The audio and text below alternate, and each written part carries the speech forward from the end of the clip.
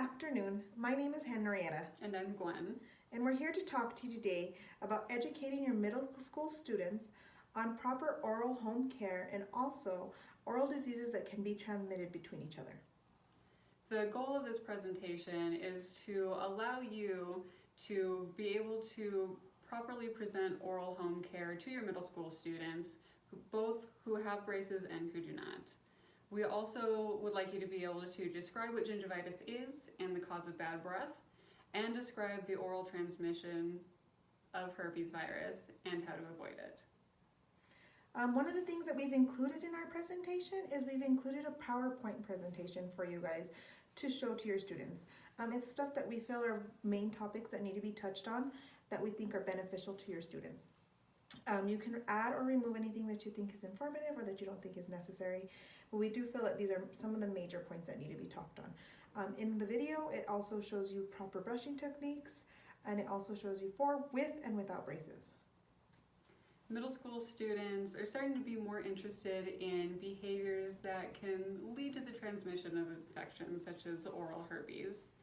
A lot of them also are gaining the dexterity that they need to be able to perform more advanced brushing and flossing techniques than children can, and we like to update them on those techniques because they are much more effective. Many children also have orthodontic braces which require specialized cleaning, and students of this age are becoming much more self-conscious and aware of issues such as halitosis, which can be dealt with through proper oral hygiene. One of the things that we want to focus on is we want to make sure that your students are removing all of the plaque biofilm that accumulates on their teeth. The plaque biofilm is what covers their teeth, which is caused by sugars, carbonated drinks, any food that they eat. It's a sticky substance that over time needs to be brushed off because it creates an acid that can also cause decay onto your teeth or gingivitis. Gingivitis is an infection of the gums, which is caused by that bacterial plaque sitting up along the gum line. Gingivitis causes swelling, bleeding, and redness of the gums, and it can progress to gum disease if it's not reversed early with proper brushing and flossing. One thing that middle school students are starting to notice is halitosis. Halitosis is referred to as bad breath.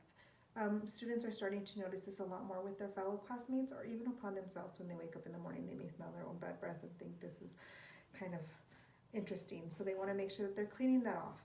They want to do that by not only brushing their teeth, but also brushing their tongue. A lot of people don't realize that when they brush their teeth, they should be brushing their tongue. Yeah, the most effective way to brush your teeth to ensure that you're removing all of the dental plaque biofilm is a technique called modified Bass technique. It's one where you're going to be taking the bristles of the brush and directing them at a 45-degree angle toward your gum line, and then just kind of jiggling it along so that you are getting the bristles up under the gum line. And this is the most effective way to remove plaque. When your students have braces, we want to focus on getting those braces clean as well, which is when we use the modified charter toothbrush technique. This technique, instead of going at a 45-degree angle towards the gum line, they're going to be going at a 45-degree angle towards the brackets that are brushed above the brackets, and then they will rotate their toothbrush and rotate it the opposite way to a 45-degree angle, making sure that they adequately clean all around the bracket in the whole area. Another issue that comes up with this age group is herpes, oral herpes in particular. It is the virus that causes cold sores, which most people are familiar with. It sticks with you for your entire life once you contract it, so it's best to just avoid it completely. It can be transmitted through touching of infected skin or saliva, and children around this age are often sharing drinks, kissing, of course, and so noticing the signs in other people and avoiding them is very important. Oral herpes also causes sores inside the mouth, on the tongue, gums, on the roof of the mouth, inside the cheeks, and it's very painful. Just because we're talking about gingivitis and halitosis, it's just the beginning. Gingivitis can lead to periodontal diseases, which we're trying to prevent in your middle school students. We want to make sure that we're catching that early before it causes any other problems later on in life. Halitosis, it's bad breath, but it can lead to gum disease. That's a sign of gum disease is bad breath. Cold sores, we want to make sure that your students aren't stuck with them. So whenever you're approaching your students, you want to make sure you approach them in a very positive manner. Don't come at them telling them they all have bad breath or that they really need to brush their teeth. Come to them and tell them that you want to show them a new technique that came out and that maybe it'll help them. If you notice a student who has inflamed gums or just got braces, that might be a good time to approach them and talk to them about how to clean them adequately.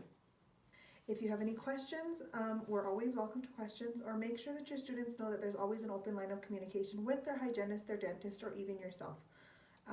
We just want to make sure that everything is presented in a positive manner so that way students are positive to come back to us. Thank you. Thank you.